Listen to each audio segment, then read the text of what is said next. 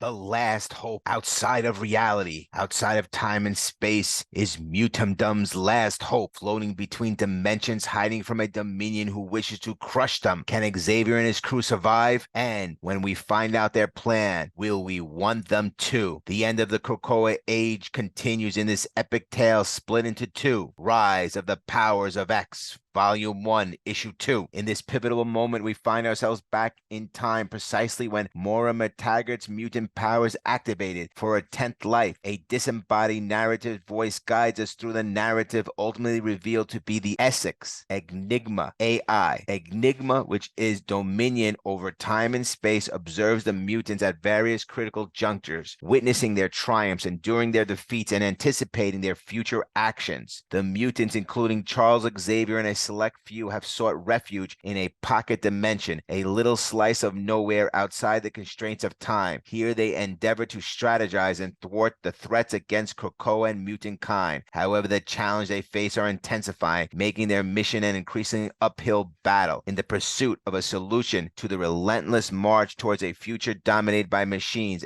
Xavier and the others run numerous simulations. Regrettably, the outcome remains consistent: machines evolving into dominions, leading to the extinction of mutant kind and humanity alike. Faced with the grim reality, Xavier contemplates a drastic measure, preventing the birth of Krakoa and intervening before Moira's mutant powers ever come into play. To achieve this unprecedented task, they recognize the imperative need to seek the assistance of Mother Righteous. Mother Righteous, previously restrained due to her attempt to force Jean into the Phoenix Force to transform into a Dominion, becomes a pivotal figure in their quest for a solution. Although Mother Righteous is known for her dubious nature, the urgency of this predicament demands all available resources. Through their research, they uncover crucial insights. Enigma, despite its seemingly invincible status, has vulnerabilities. Enigma's deployment of powerful Omega Sentinels at key historical junctures complicates their plans to obliterate Essex's tubes and prevent Enigma's birth. Despite the challenges, a glimmer of hope emerges. Following a compelling negotiation, Mother Righteous is coerced into service, leveraging her connection to the White Hot Room and the Five to resurrect a team of mutant favorites. However, complication arises in the White Room, and Jean Grey's apparent absence of efforts to save Cyclops from an immediate execution add another layer of urgencies and questions. While reaching a young Moira MacTaggert seems relatively manageable, the real challenges lies in navigating a moral conundrum that threatens to divide the team. In a psychic conversation, Professor X and Rasputin IV discuss the dilemma surrounding Moira MacTaggert. While Xavier leans toward the pragmatic solution of killing her, Rasputin IV, having experienced a darker version of Krakoan future, grapples with the conflicted feelings. Her loyalty to the best interests of Krakoa clashes with the harsh reality that society is built on lies. Rasputin IV also harbors a personal aversion to being manipulated and deceiving others, which complicates her stance on the matter. The moral complexity of the situation continues to weigh heavily on the team. As Enigma deploys aggro Sentinels across the timeline, a sudden explosion rocks the environment, sending both Xavier and Rasputin IV sprawling back. The unexpected blast introduces a new layer of chaos. In response to the explosion and urgency of the situation, Rachel Gray communicates with the team, expressing the need for more time despite the chronic violations they have encountered. Xavier then directs Doug to move no place, and Doug outlines his plan to use a secondary tendril with the intention of cutting the first and swinging them to safety. Rasputin assures Doug that he will have the time needed for the operation. Rasputin IV, demonstrating her formidable powers, boldly steps forward to face the threats on her own. She expresses her understanding of the task at hand, acknowledging the hostile nature of the virtual environment. Rasputin IV declares her commitment to fulfilling her duty in the challenging reality, asserting her identity and strength as a mutant. The aggro Sentinel, menacing and advancing towards No Place, raising a crucial question. How did it manage to locate the mutants begins within no place, a hidden pocket dimension outside of time and space. Rasputin's declaration, "I was made for this," reflects her readiness to confront the challenges and threats posed by the aggro Sentinels. In the midst of the battle with the sword generating electricity, Rasputin lets out a battle cry soaring through the air as she declares, "For Krakoa." Rasputin IV showcases her exceptional prowess as the skillful slashes through Iron Man Sentinels with her sword while facing an entire army of Sentinels alone is a formidable challenge. Rasputin IV's strength and determination become evident in her relentless pursuit to defend against the overwhelming threat. So the character Cypher that was being followed turns out not to be the real Doug, but instead it is being controlled by the original Mr. Sinister. Professor Xavier sternly advises Nathaniel to stop his manipulative tactics, stating that playing games is inappropriate. He emphasized that Rasputin IV will not forgive Nathaniel for his action. Cypher, acting as Mr. Sinister, callously responds, "I know I apparently made her and then lied to her for centuries. Boo-hoo, boo-hoo, what a crybaby," referring to Rasputin IV and creating of the Rasputin IV. The Sentinel declares mutant neutralized as Rasputin gets hit by a big bolt, but she definitely exclaims, "Never!" Professor Xavier orders everyone to help, including Mrs. Sinister, who snags her with a tendril while she is in a protective ball. They got her, and they're cutting the main tendril. While this goes on, there's an explosion blasting away all the Sentinels, while no place transitions to the next location. As Professor X praises Rasputin for her work and she expresses regret, Rachel shares the good news that the team has completed their task. It's time to move on. Professor S instructs Rasputin to keep the portal open until he's finished, emphasizing responsibility to Rasputin. The next phase of the mission involves targeting Moira MacTaggert. Professor X, ready to enact the next phase of the plan, utters a single word: time. As he steps through the portal, the fate of Krakoa hangs in the balance, dependent on the decisions yet to unfold. In another alternative timeline, Moira MacTaggert, navigating through a battlefield during an X-Men invasion with numerous casualties among the Orca soldiers, paints a vivid picture of conflict and tension. Nimrod says, "Our human allies are crumbling. We prepare to take our next step." Nimrod says, "You lucked out. You joined just in time. In 10 years' time, we'll be part of a perfect god machine.